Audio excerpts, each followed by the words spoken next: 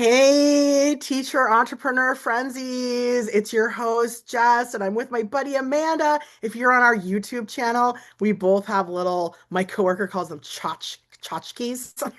We have little toys, and Amanda has one that looks like it's for a ferret, but I'm sure it's for a cat. And I have a little Grogu that sits on my shoulder. There's actually a magnet that'll go underneath his butt.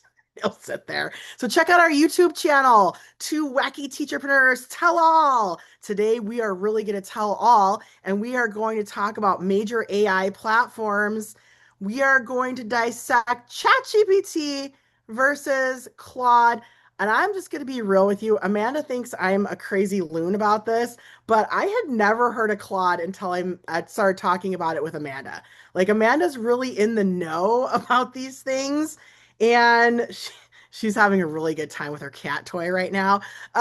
So I did not know about Claude. And then over the last, I would say 6 months, I become more aware of because I just use ChatGPT all the time for everything. And then one day Amanda's like, oh, that's kind of icky. Why are you doing that? And I was like, what do you mean it's icky? And like she opened my mind to this whole other, like that there's these other platforms we could use. And I know as a teacher entrepreneur listening, you might be using one of these platforms. So we want to shed the light.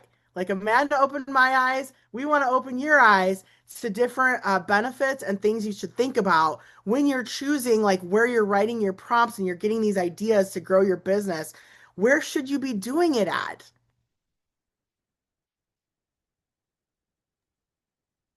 All right, welcome back to the show. Me and Amanda are sitting here. Amanda has a little Daisy behind her. I've always loved that name, Daisy.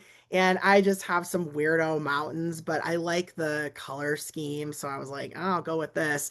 Today, we're going to be talking about ChatGPT versus Claude. And I was very honest and vulnerable with you that I always just use ChatGPT until Amanda slapped me around a bit. It did take me a while to really grasp what she was saying about ChatGPT, but Amanda reads a lot of newspaper articles, listens to a lot of podcasts, audiobooks. She's always in the know about things. And sometimes I'm not because it's just because of our lifestyles. Like this year, Amanda's not in the classroom. I am in the classroom and I have this monstrous commute. So I don't know. I do listen to the Daily, I read the New York Times, but I feel like Amanda's a little more up on things. And like I said, probably if I'm guessing, I would say about 6 months ago, maybe five, maybe four. 4 to 6 months ago, Amanda was like, dude, you need to start using Claude for like everything.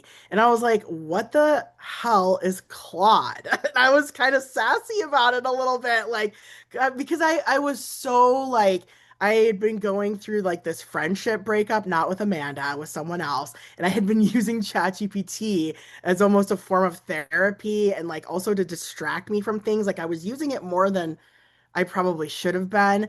And I didn't even know there were these other platforms that people use for information. So, I think ChatGPT is a household name. And if you're listening to this, you know what it is and maybe you use it. But Amanda, could you just like briefly introduce what Claude is and how do you even remember how you heard about it? Or like, what do you know about it? And now we're both like the biggest Claude fans that well, like today I got mad at Claude because I prompted it and it told me to use ChatGPT for something. And I was like, Claude, what's wrong with you? So anyway, Amanda, over to you. Okay, yeah, I feel like I get a lot of this information from one of my favorite technology podcasts called Hard Fork. I get a lot of inspiration and laughs from that podcast. So I highly recommend listening to that. It's a New York Times technology podcast called Hard Fork. And so a lot of what I've learned is from them. But Dario Amodei is the like CEO of Anthropic, and Claude is their large language model, their AI model. Right, like ChatGPT is Sam Altman.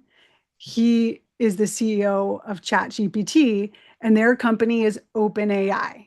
So there's Anthropic versus OpenAI. There's Dario Amodei versus Sam Altman. And I think what's really interesting is Dario Amodei used to work for ChatGPT, used to work for OpenAI.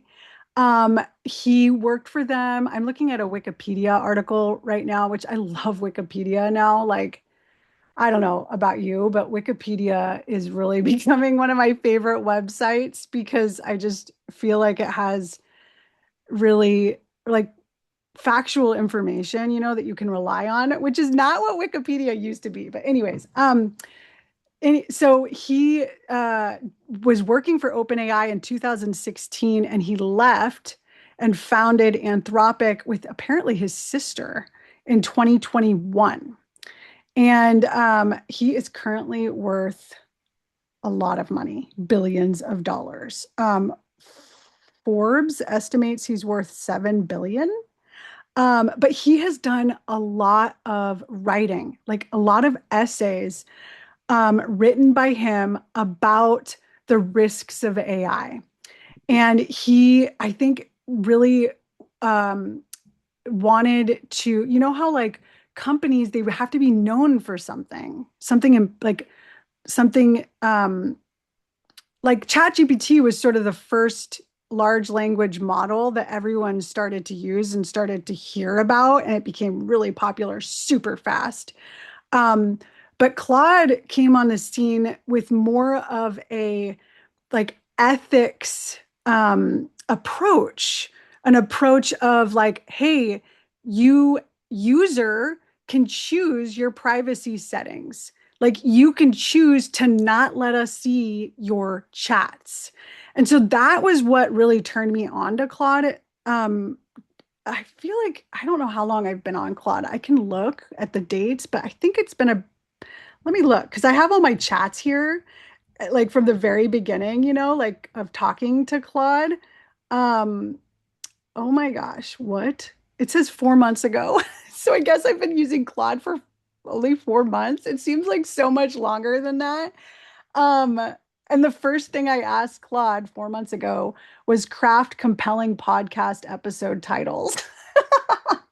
But I'd been using ChatGPT for years, since it first came out. Like I was one of the first people to be like, I want to try this.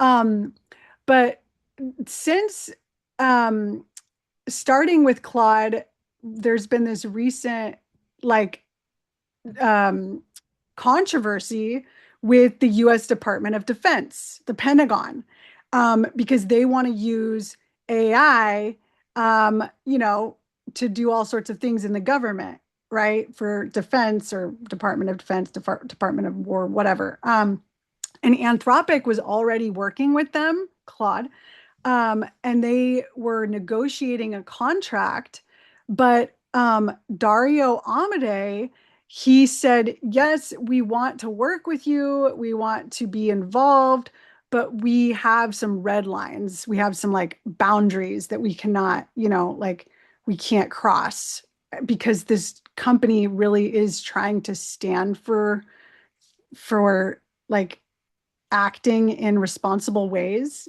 with AI, and they're trying to really like respond to like the safety, like we need these tools to be safe for our country and for our users. And so that's why I really love Anthropic, because I feel like they're prioritizing that. But basically their red lines were, and they told the Department of Defense that they don't want their AI, Claude, to be used for fully autonomous weapons.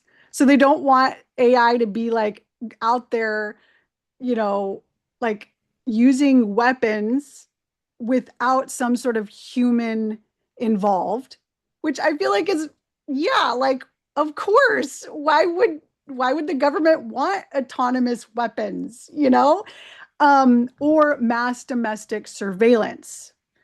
And the Department of Defense came back, Pete Hegseth, and said, like, no, and we're going to blacklist you. And so it's just been this crazy controversy. And what's really weird is Sam Altman like agreed, right? And I'm like living in Silicon Valley, so that's another thing. Like I feel like I do kind of I'm in the Bay Area and all of this stuff is happening here. And he agreed with Dario Amodei, like, yeah, that sounds reasonable to ask that the government not use our tools for that. But then he goes around and like signs the same contract. So it's kind of like weird. Like I'm not sure what happened, but ChatGPT is now being used by the Pentagon and the Department of War.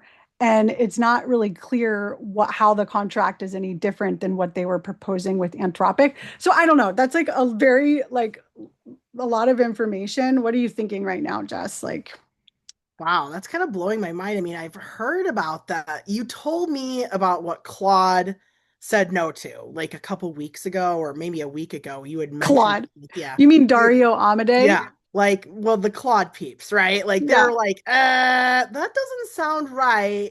And they were two, like, really reasonable, normal things, right? But then I didn't know that the other competitor, that they actually were like, okay, no problem. ChatGPT. Like, did they actually say that, like, there could be autonomous weapons now? Like, that's really scary and weird. And I mean, on a personal level, I had heard that ChatGPT has donated a lot of money to a political party that I don't really support. And that was one thing that kind of like I had read so much about that I was like, oh, ew, like that doesn't really align with my values. And that's why I personally, but like this is a this is so wild. Like I wish everybody knew. Like they're creating these cute, like I'm in this pen pal group. There's 60,000 ladies in this pen pal group, and they all create these chat GPT posters. Every day there's like 50, 60, 100 posters in there. And I wish they knew like some of this stuff. Like because some of the stuff on their posters kind of goes against the ideals and values of this company, right? So Cool. Sorry. anyway, it's wild. So, okay. Um, can I tell you about how I was asking for AI tools and how Claude like had an argument against using it for teacher entrepreneurs? Like, should I bring that up this episode? Or like Claude was basically telling me, like, yeah, it might not be the best for you guys. Like it was weird. That is weird. And I do like, I feel like this episode is like, should you use Claude or should you use ChatGPT? And well, I want to, I want to give a resource in this episode. Because in my opinion, you should use Claude. You should be anti ChatGPT. Um, and there's a lot of reasons for that. And I think that I've kind of outlined a little bit of them um, just with this whole controversy with the Pentagon. And just the fact that like Dario Amodei used to work for OpenAI and was worried about the ethics and what they were doing over there and started his own company for the purpose of prioritizing ethics and responsibility towards society and things like that. So that personally, like I think that Claude is the way to go. Um, but you're telling me, so yeah, share what Claude, well, first of all, they also created a constitution. So the people at Anthropic, they have created a constitution, a vision for Claude's character. And I'm going to link it to this episode because it's really, really interesting. And their views of how to train their large language model, their Claude, is very different from other AI companies because they feel like they're parenting it and they give their reasons for why. And I think this answers the question of why Claude is directing teacherpreneurs to ChatGPT because Claude has character, it has moral like underpinnings, and it doesn't necessarily like I was looking at so this is a quote from the article. We generally this is from the Constitution of Claude. We generally favor cultivating good values and judgments over strict rules and decision procedures, and we try to explain any rules we do want Claude to follow. By good values, quote, we don't mean a fixed set of, quote, correct values, but rather genuine care and ethical motivation combined with the practical wisdom to apply this skillfully in real situations. We discussed this in more detail in the section on being broadly ethical. So basically, like ChatGPT, and let's say what are Gemini, Grok, they are coding in rules, right? Whereas OpenAI, not OpenAI, sorry, Anthropic and Claude, they're more trying to train their model to behave in a moral way. I'm not sure how this works in the coding world, or like, I don't even think they know fully how AI is functioning. But, anyways, I just think that that might be why Claude is being like, so what is that called? Like, when you're humble or something? Tell us what you asked Claude and then what Claude's answer was. Well, we're going to do another episode on like tools, AI tools you can use for your business. And the first one that Claude told me was ChatGPT, but then I noticed that it didn't list itself. And I said, Claude, why did you pick ChatGPT and not yourself? And then it said back to me, honestly, this is a fair challenge. For pure conversational brainstorming and content drafting, I would argue that Claude, me, is stronger than ChatGPT right now. But like the reasons it's stronger is kind of a turnoff for some people. Like it does a lot more long form writing, whereas ChatGPT always gives you a nice bulleted list, and it's a little easier to comprehend and read on ChatGPT. Also, Claude prefers complex layered instructions more, and not everybody writes complex layered prompts.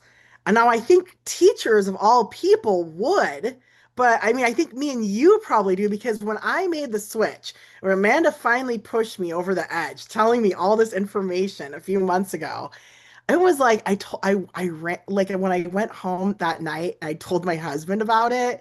I was like, it's like ChatGPT is has a high school diploma and Claude has a PhD. Like that's how I feel like when I'm talking to the two. Like ChatGPT, everything is so basic and so simple.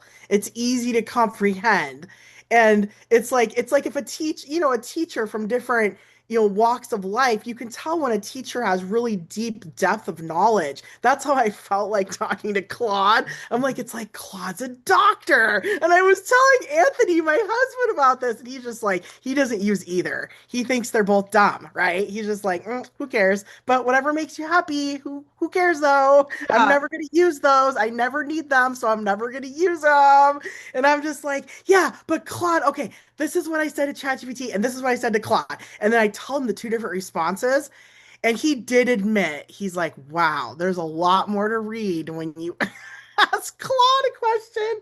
And I mean, I think so. I mean, what it's telling me here is like, one, ChatGPT has huge, strong brand recognition. So if you're going to turn people on to using AI in their business, they hear ChatGPT and they recognize it and they accept it, just like they do Kleenex for tissues. Like that's what I'm like, that is true. Even though Puffs Plus is way better than Kleenex, people are choosing ChatGPT. It's brand recognition, right? It's like the McDonald's of AI right now. Yeah. And so like I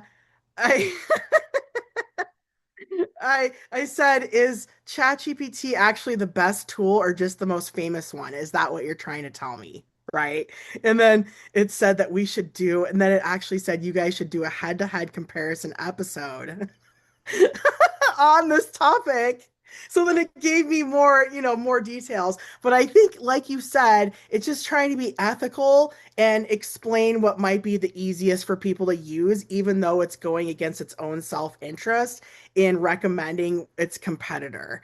And I think that's just the ethics showing when you're talking to it. Because if you mention Claude to ChatGPT, ChatGPT shuts it down. It's Really? like Claude is stupid and I am smart and Claude is hard to deal with and blah blah blah blah blah blah. Yeah, because I've done it before. Because there What? was there was one time I didn't like the response that Claude gave me and I got mad at Claude. I went back to ChatGPT and I said, ChatGPT, Claude just said this about this prompt. And ChatGPT is like, I roll. Of course, Claude said that. Claude's an idiot, And I was just like, That's hilarious.